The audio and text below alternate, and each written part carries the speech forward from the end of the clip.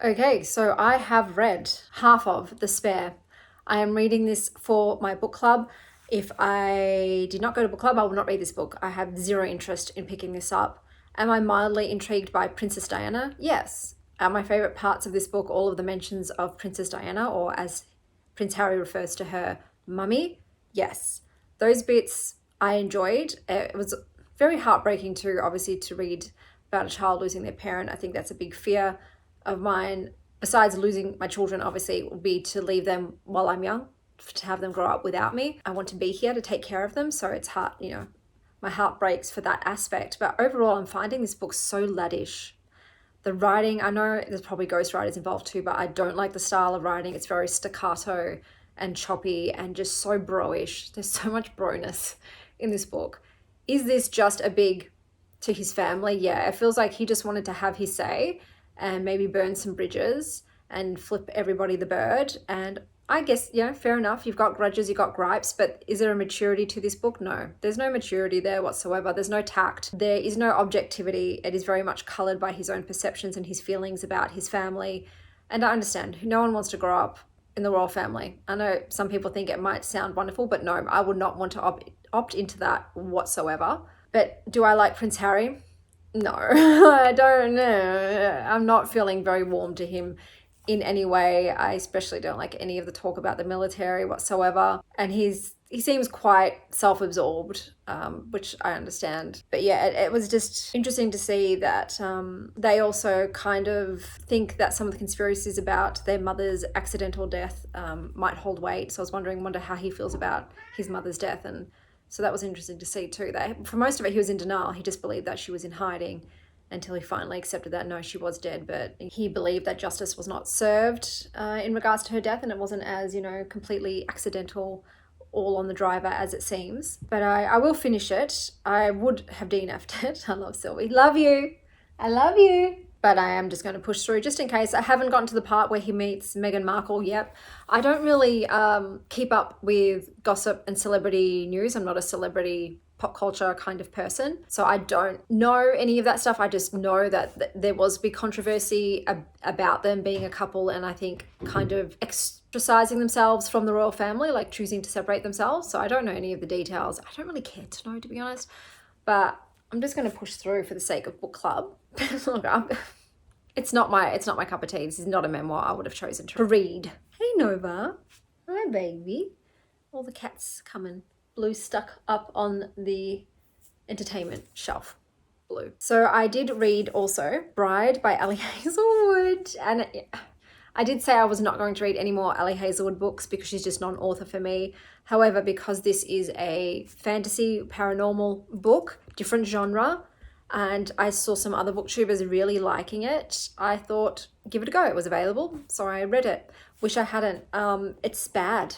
It's just real dumb. It's like a crappier version of Twilight. Look, I'm not a big Twilight fan. I find the relationships in that incredibly toxic, and it's not for me, that kind of depiction of vampires in general. Yeah, this book even, references, people climbing like spider monkeys. It's that on the nose with the Twilight references. But this was just, this was just so colloquial, and it felt like very bad Wattpad fiction. It felt really unpolished, amateurish, and this is an established author, and I don't feel like her other books were as sort of generic and basic as this. This was just kind of like someone's done a crash course in werewolves and vampires and then try to write a contemporary, very sarcasm-laden, kind of trying to be cool book about it. The romance was just yuck to me. I didn't like it. The main character's name is Misery, guys. Misery. And already you have to obviously suspend your disbelief, because who is naming a child Misery? And then they name the brother Owen. Like, what? But yeah, I just didn't like it. I didn't like the modernity of it. I felt it just felt really silly and not in a fun way. And I feel like it's a megaverse adjacent. There is definitely knots in this. If you don't know what knots are, I would say don't even look it up. Yeah, this was not a good were and vamp book. I've read many in my lifetime, and some are fantastic. I'm not a huge fan of the whole vampires, werewolves trope, but I've read good ones. I've read shitty ones and mediocre, and this is in the shitty side. I'm sorry, I just really didn't enjoy this. Hence, I think the 2 stars is actually quite generous. I just, yeah, I was just scoffing at it the whole time, and I will not read any more Ellie Hazelwood ever again. I don't care if everybody around the world is raving. No, this was worse than her contemporary romance. Didn't like it at all. Very cheesy and on the nose. I borrowed a whole stack of books from the library. I should be showing them to you. I'm going to go get them. Okay, so I picked up Katie and the Cat Sitter. So this is a graphic novel that I've picked up for my daughter who enjoys them. I don't even remember what it was about. She likes it, so that's for her. I feel like I'm side boobing a lot. My boobs are just popping out of my dress at the moment. Okay, I also got Heartstopper number 5 for her. So she has been busting my balls about when this was going to come into the library. She cannot wait. So she's going to be stoked when she comes home that this is finally in. Picked up this book. This is called Ripe. I have seen very mixed reviews for this, but it's got a pomegranate on the cover, and I have a Persephone. I have to get Blue. I have to save it. Blue, Mummy's coming. She can get up, but she can't get down. So yes, mixed reviews, but yeah, it's got a pomegranate on the cover, so thought I'd give it a go. It's a small book too. I just read this book. This is Reading Tarot, Find Your Inner Fortune Teller Through the Cards. This is definitely a beginner's book. So I think if you're just starting, you're fresh, you're new to it, this is a great one because it's not overwhelming. It's very succinct, very to the point. The language is very simple. It gives you a little bit of the background without overwhelming you. So I think this is a great starter book for tarot. For me, I've been reading tarot now for 2 years. So I'm looking for more nuanced perspectives, different views, different interpretations, ways of using the cards. This was not really appealing for me, but it's a great beginner's book. So this is what I'm reading next. This is Dreams of Love, Rossetti poetry. It is such a cute edition. This black and white, hot pink, like beautiful. I love colored end pages. It's also got illustrations on the inside, like full color imagery. So I think this will be really fun to read. I don't know if I'll like the poetry, obviously, but the format of it, super cute. I've also got this one, which I've been waiting for a while. So this is Doughnuts and Doom. This is a graphic novel. I believe it's sapphic. It's got a limited color palette to it. So excited for this one. And then I picked this up, Nora Roberts, the multi-million copy best-selling author, Inheritance, the Lost Bride trilogy. I have no idea what this is about. I have not read any books from them. It looks like it's a historical fiction with a bit of a mystery, but the cover kind of looked cool. It's got the gold foiling on the front. So yeah, if I don't like it, I'll just DNF it very quickly. But that's my library haul that I have going on at the moment. So I'll be finishing Spare, and then I'll probably pick up the poetry as well, and maybe do this one to finish off this reading vlog for, because I'm trying to keep them under 20 minutes and I keep forgetting and I'm taking them too long. But tonight it is Valentine's Day. I sent my kids a little card. I got them some shortbread, but they're with their dad this evening. So I'm going out with my cousin. She's 22, I'm 38. We do not have matching energy levels, but we're starting early. So we're going out for a 6 p.m. dinner to Poodle Bar and Bistro in Fitzroy, which is a very like funky kind of suburb. And then we're probably going to get drinks and dancing at Garden State, which is a very massive, I guess you'd call it a bar. It's got music. It's also got food. It's got dance floor. It's got lounges. It's kind of like the main place people go now to have a dance or a nosh or a nibble. But I'm hoping to be home by 10, 11 p.m. So fingers crossed. Yes, I'll touch base with you guys later on.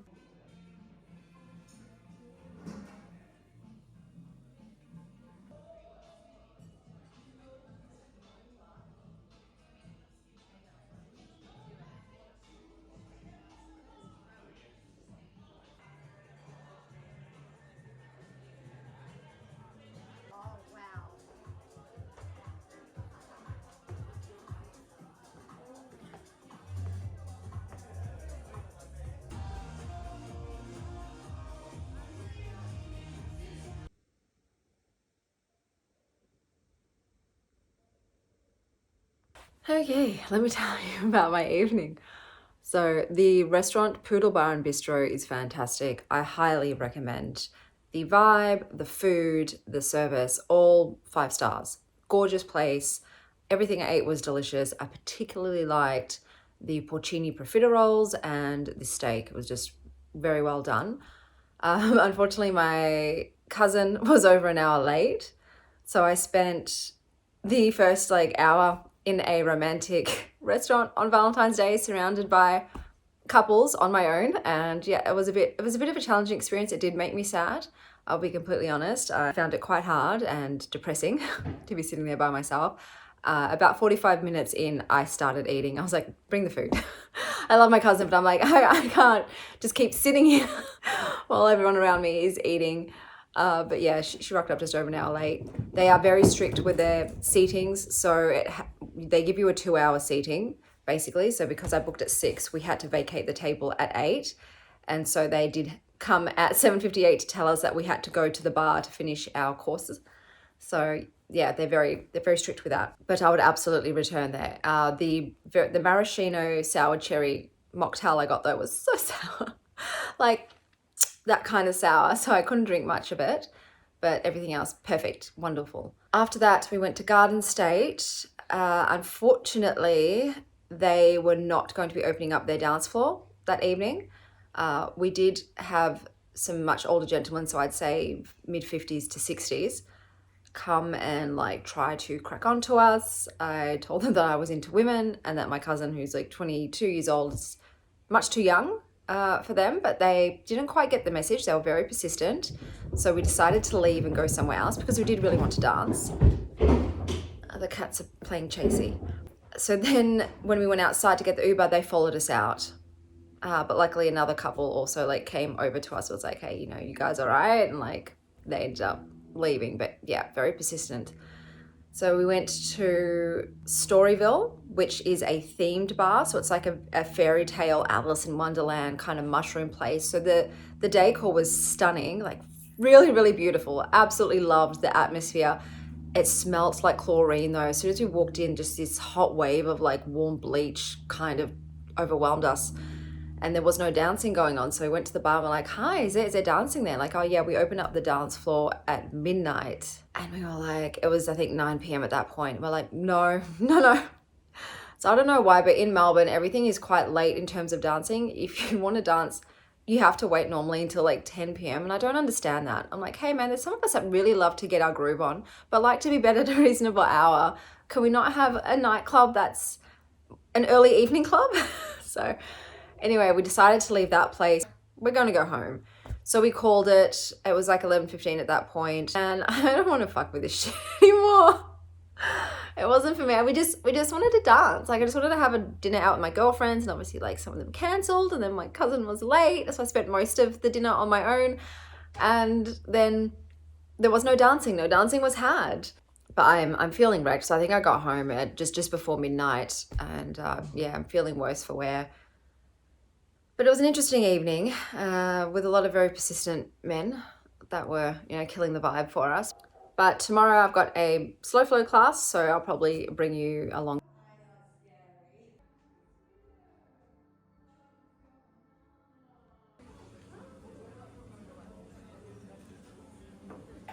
Hello, so I just came back from yoga class. It was a slower flow one, which I definitely prefer to vinyasa, but I think once my membership trial is over, I'm just going to go back to practicing at home. So I have read some books.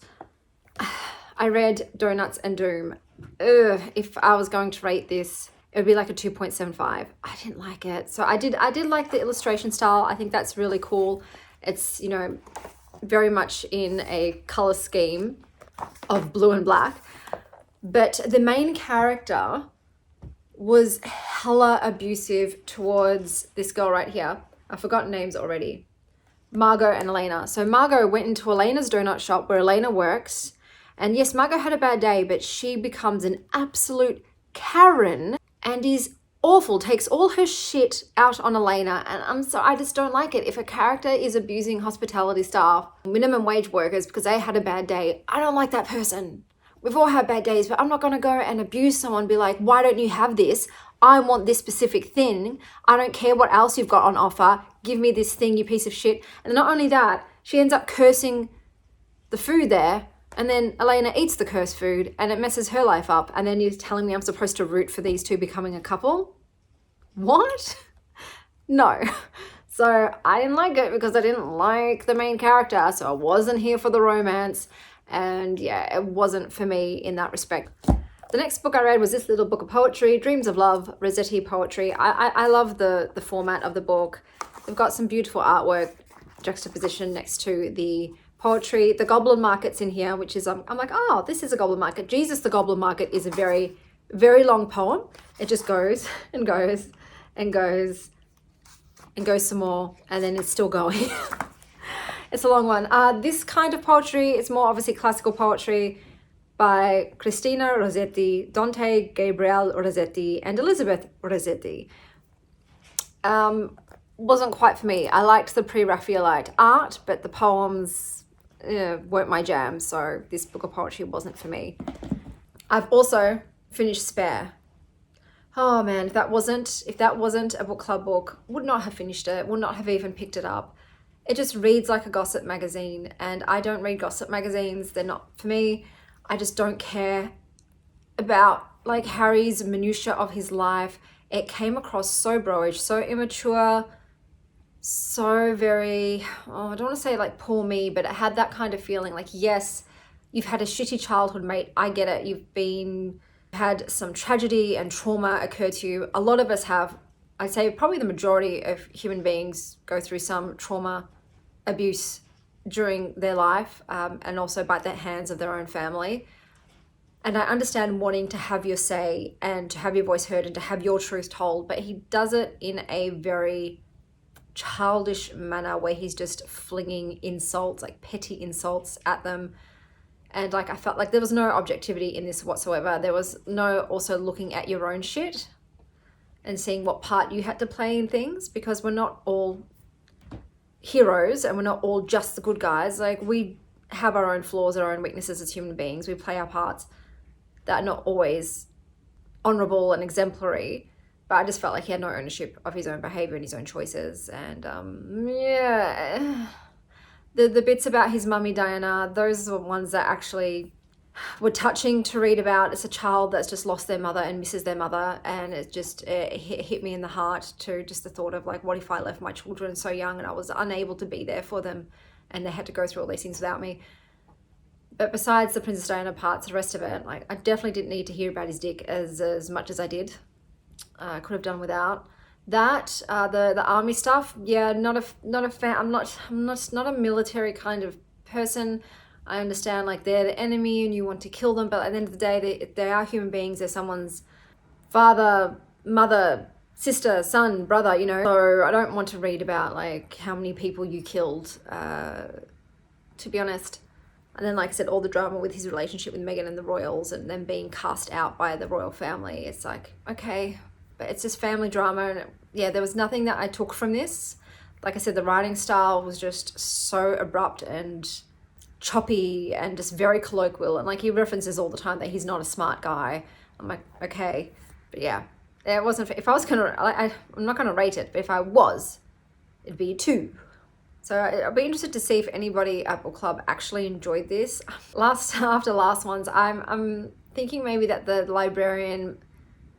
I just don't know how they're deciding to choose these books. Are people nominating books that they want to read? Because I wasn't there when all of the books were chosen, or is a librarian just picking ones that they like? I don't know. But yeah, this one was another dud for me. But I'm going to end the vlog here. Until next time, stay wild, Star Child.